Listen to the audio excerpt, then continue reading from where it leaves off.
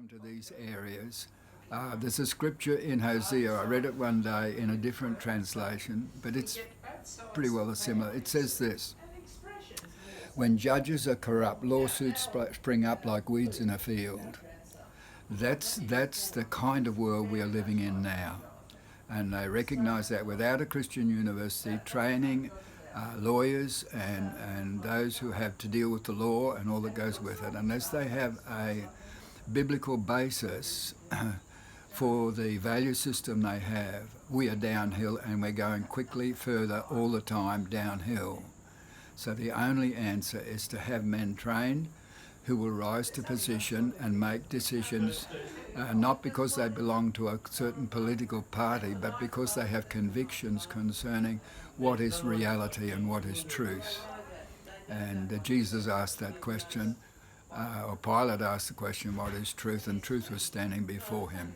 So we accept Jesus as the creator of the world, the literal creator, who said, in the beginning, he which made them male and female. So he based his whole value system on a literal Bible, literal history of the world.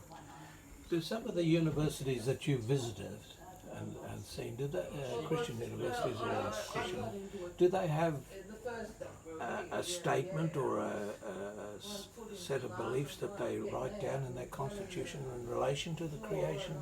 Most of my time has been spent in the Pacific. I did make presentation University of South Pacific when the three Christian groups came together,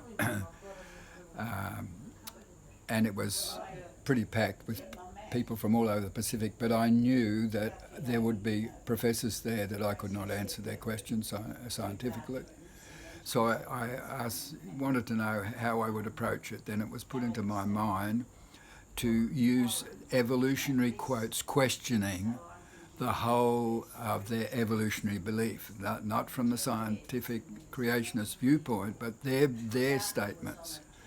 So actually the people had come to that meeting to upset the whole meeting by their questions, but because of what came up on the screen, it was quotes from their people questioning what they actually held to. So they could not ask the questions, they were answered by the quotes.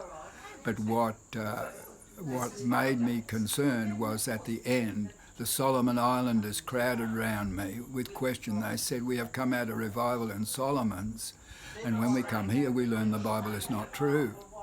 So I realised what was happening across the Pacific, and that's years ago, and that has affected the whole running of countries because of the mindset that is being put into the leadership in these universities.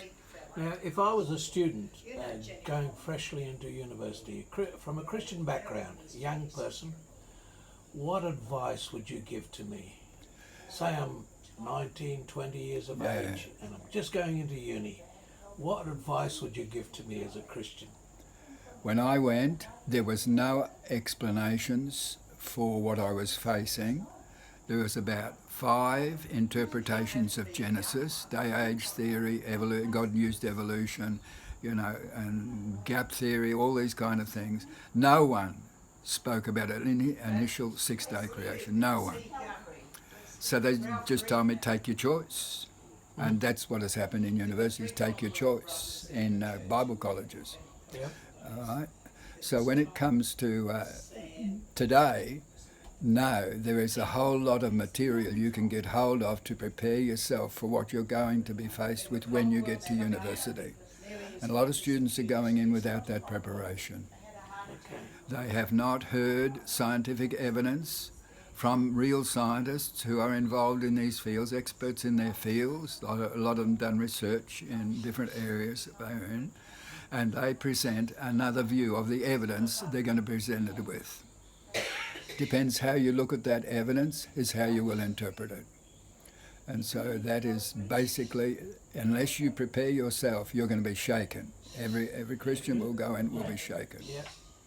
What I picked up once was Charles Darwin's own personal testimony when he went on the Beagle around the world kind of thing for about 3 years. When he left England, he held to creation strongly. a creator. He reproved, I remember he reproved the sailors about blasphemy when they used the name of God. He rebuked them for the way they were living. And he said, I strongly held, and I didn't want to give up.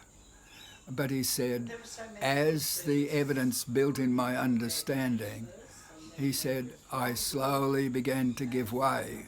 But he said, I still didn't want to give up, till finally there came a point where I decided, no, it took millions of years to do all this. That was based on Charles Lyell's book, Principles of Geology, is studied all over the world in universities today. Slow processes over millions of years have produced the evidence we see today. And I didn't realise that before Charles Lyell wrote his book, Reverend Thomas Chalmers in Scotland, introduced a thinking into Genesis 1 that allowed for ages before Adam and Eve. So the church gave way before the influence of the world took place. We were prepared to accept it on that basis, and that has happened. So unless we are prepared to face the issues that there are real scientists who do not hold to the evolutionary philosophy of origins, they do hold to a biblical real history. We need that information. We need to be able to take it in and learn to question everything we hear. Does it stand the test? Oh, thank you, Maurice. That is just brilliant. I'm sure that some of the young people watching will take that in. Thank you for your advice. God bless. Thank you very much.